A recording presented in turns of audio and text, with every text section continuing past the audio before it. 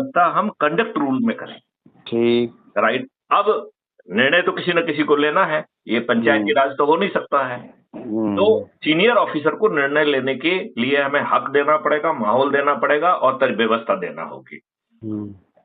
तो जब जो है अधीनस्थ रिव्यू के लिए भेजेगा, और अज्यूम करिए कि ऊपर सराज नायल भाई बैठे हैं, मैथिली शरण गुप्त बैठे हुए हैं, और मैथिली शरण गुप्त एकदम बेहद ही दुष्ट आदमी है, ठीक है ना। तो वो कहेंगे ऐसी कम तैसी, फाइनल डिसीजन तो मेरा ही चलने वाला है, तो हम उसको उनकी बातों को नजरअंदाज करके we will say I stick to my decision. Right. फिर व्यवस्था ये होगी कि once after review I stick to my decision, then you have no other option but to implement it. Right. लेकिन उसके साथ ही कंडक्ट रूल में व्यवस्था होगी कि ऐसी सभी चीजें जो है वो एक अथॉरिटी के पास पहुंचेंगी, जिसको हम रिव्यू अथॉरिटी कहेंगे। और रिव्यू अथॉरिटी भी अपने चैम्बर में बैठ के कुछ नहीं करने वाली है, लाइव चर्चा होगी। संबंधित पार्टियां अपने घर बैठे ही वीडियो बेस्ड से जो है ना सम्मिलित होंगी। मतलब वो नोटिस देके अपने घर पे बुला के किसी को परेशान नहीं कर सकता है, लेकिन उसे इसी प्रक्रिया में गुजरना पड़ेगा। अब मैथिली शरण गुप्त का तो डिसीजन दुष्टतापूर्ण था, तो वो इस रिव्यू में फेल करेगा। ठीक। तो मैथिली शरण गुप्त को हर्जाना भी देना होगा, हो सकता है जेल भी जाना पड़े, हो सकता है नौकरी भी चली जाए। इन तीनों की व्यवस्था होगी।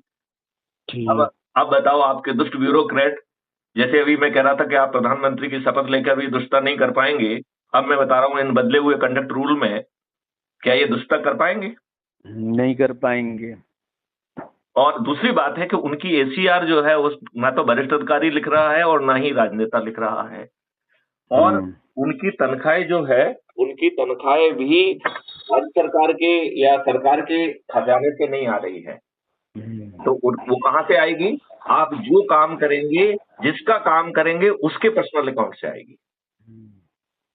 मतलब भारत सरकार के ऊपर मशीनरी का खर्चा लगभग 0 हो जाएगा, 1/4 तो हो ही जाएगा, ठीक है ना जी। आपको रेवेन्यू मिलने के पहले आपका आकलन होगा, तो पहले आपने कितनी इफिशिएंटली काम किया ये देखा जाएगा। फिर आपकी उस समय वेशभूषा क्या है ये देखा जाएगा, आपका आचार व्यवहार क्या है ये भी देखा जाएगा। और इस वर्क कंपोनेंट के आधार पर एक कोफिशिएंट तैयार होगा। तो यदि आपको 1000 रुपए मिलना है, यदि वो कोफिशिएंट 0.8 आया, तो आपको 1000 की जगह केवल 800 रुपए मिलेंगे। तो बचे हुए 200 रुपए कहां जाएंगे? ये आपके ही ट्रेनिंग खाते में चले जाएंगे।